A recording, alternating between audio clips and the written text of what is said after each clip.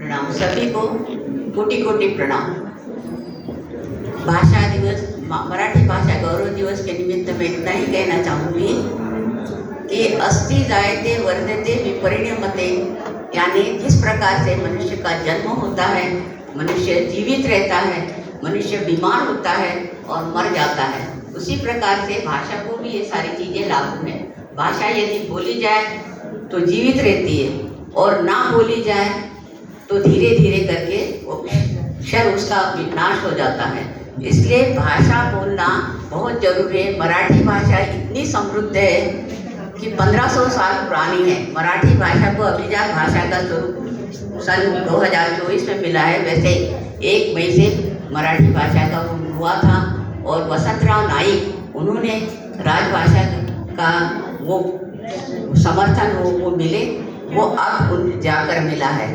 तो मराठी भाषा इतनी समृद्ध है कि संत ज्ञानेश्वर महाराज, संत समर्थ रामदास स्वामी, तुकाराम, नामदेव और बहुत सारे हैं ना, संत कवि हैं, पंत कवि हैं, संत पंत तंत, ये सारे लोगों ने मराठी साहित्य को बहुत समृद्ध किया है। मराठी साहित्य के अंदर भी हिंदी साहित्य के समान ही कथा, कादंबरी, उपन्यास, चरित्र, आत्मचरित्र, निबंध, वाङ्मय, बहुत सारी ऐसी चीज़ें हैं कि जिनका अध्ययन करने से मनुष्य को सारे इतिहास, भूगोल, समाजशास्त्र, ड्राइंग, पेंटिंग, सारा साहित्य का मतलब ये सहित सभी साहित्य के अंदर समाविष्ट है। मराठी साहित्य बहुत समृद्ध है। उसमें बहुत बड़े बड़े कलाकार, मतलब नाटककार, साहित्यकार, निबंधकार, ये सब हुए हैं। और 4 ज्ञानपीठ पुरस्कार महाशय हैं जो जिनका साहित्यकार है बड़े। पहले ज्ञानपीठ पुरस्कार विजेता वी.स. खांडेकर है, जिन पर मैंने है ना PhD का अध्ययन किया है डॉक्टर शशिकांत सावंत सर के मार्गदर्शन में। सन 79 में मैं उनसे मिलने भी गई थी, पर तब वो नहीं थे। उनकी बेटी से मैं मिली थी, वी.स. खांडेकर सर की उनकी बेटी अलकनंदा सानी। उनकी अमृतवेल हमने पढ़ाई भी है, उनके सारे 21 उपन्यास नासिक पढ़ के, और वी.स. खांडेकर का मैंने सामाजिक अध्ययन पर शोध कार्य किया था सन 79 में। इस प्रकार से दूसरा प्राइज मिला है वी.वा. शिरवाडकर यानी कुसुमाग्रज को।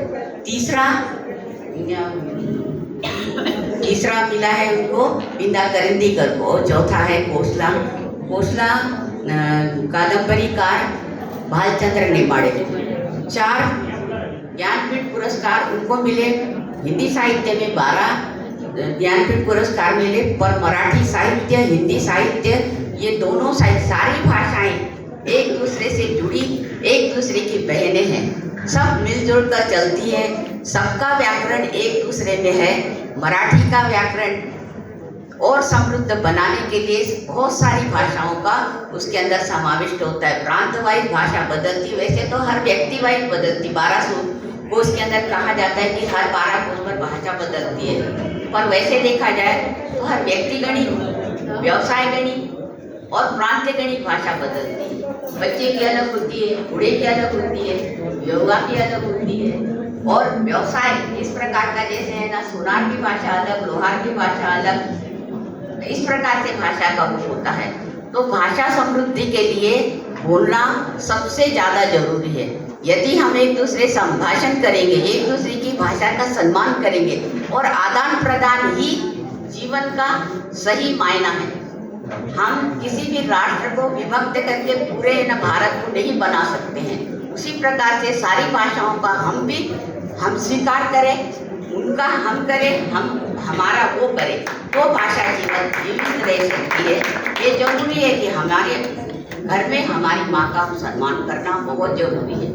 आजकल है ना अंग्रेजी का बहुत ज़्यादा चल रहा है। रहे हम हिंदुस्तान में रहे, सीखो या अंग्रेजी पढ़ो। अरे जिन्होंने 150 साल राज करके हमारा सब छीन के ले गए, उनके ऊपर मैं रिसर्च कर रही हूँ और उनको जो मेरा सर्वर बिठा रही हूँ। सब जगह देखा जाए तो अंग्रेजी नहीं आया तो बना लिया हूँ। अरे क्या बना लिया?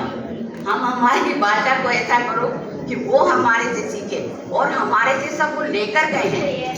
मराठी भाषा से मराठी सारा, आप मराठी साहित्य पढ़े तो आपको पता होगा कि अंग्रेज जब आए थे तो उन्होंने मराठी भाषा सीखने के लिए उस जमाने में 100 रुपए का प्राइज रखा था, दक्षिणा प्राइज कमेटी, और सारी भाषा ब्राह्मणों से सारी सीख कर सारा साहित्य लेकर गड़प गए, अपने नाम कर गए और हम उनके नाम से ताली बजा रहे हैं। योग हमारे यहाँ की शिक्षा है।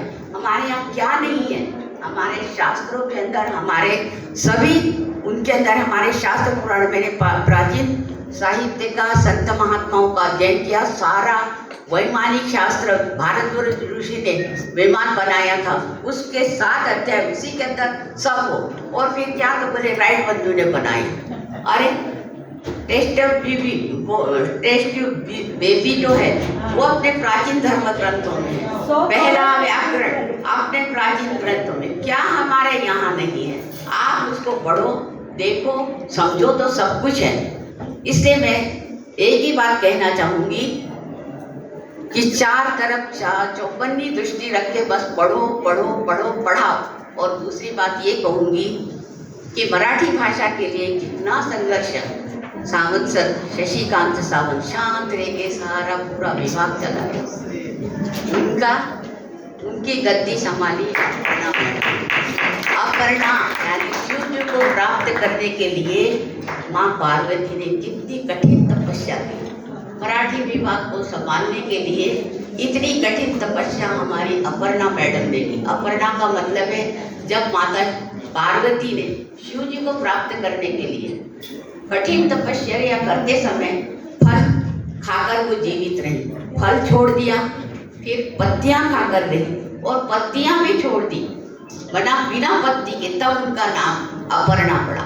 तो अपर्णा मैडम ने इसी प्रकार से संघर्ष करके हमारी मराठी भाषा को जीवित रखा। मैं आती थी यहाँ, मैं एक साल सन 2009-10 में डीडीसी कॉलेज में थी, देवास गेट पर मराठी विभाग था, उनके पास बैठी थी।